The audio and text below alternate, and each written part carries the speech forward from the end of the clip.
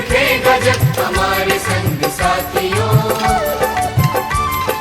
हम बड़े तो सब बढ़ेंगे अपने आप साथियों।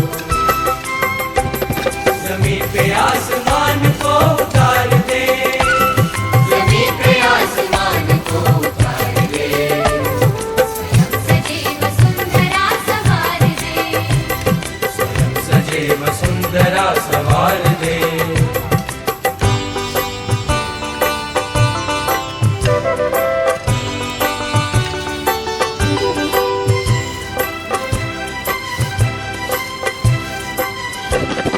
उदासियों को दूर कर खुशी को बांटते चले,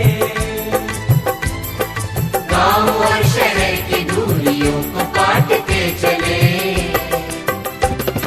ज्ञान को प्रचार दे प्रसार दे, ज्ञान को प्रचार दे प्रसार दे, स्वयं सजे वसुंधरा सवार दे। तर ते म्हणले की पुरणपोळी खायची तुला सांग. त्यांना राग आला त्या सावकाराला की हा माझ्या ताटाकडे बघतोय आणि विकारासारखा दारात उभा आहे. ते गेले, एक काटेरी खोक घेतलं त्यांनी, काटेरी खोक, आणि हात पुढे कर म्हणले तुला मी पुरणपोळी देतो. आणि त्या काटेरी खोकानं त्यांचा हात रक्तबंबाळ केला. गाडगे महाराज काहीच बोलले नाही. आणि त्या काळी ती पद्धत पण नव्हती साखरांनी सेवकांनी अन्याय करायची. ते बाहेर गेले, त्यातनं त्यांनी धडा घेतला आणि त्या पुरणपोळीच्या पंक्तीच्या दिवशी स्वतःच्या हातानं हजारो लोकांना त्यांनी, शेकडो लोकांना त्यांनी पुरणपोळी खायला घातली. आणि जेव्हा त्यांना त्या सावकाराने विचारलं की का पुरणपोळी खात नाही, तर म्हणले माझी पुरणपोळी खायची हौस लहानपणीच मोडली, पण त्या पुरणपोळीच्या लोभापायी कुणी कुणाच्या दारात उभं राहू नये म्हणून या गोरगरिबांसाठी, सर्वसामान्य लोकांसाठी मी तुला पुरणपोळी करायची.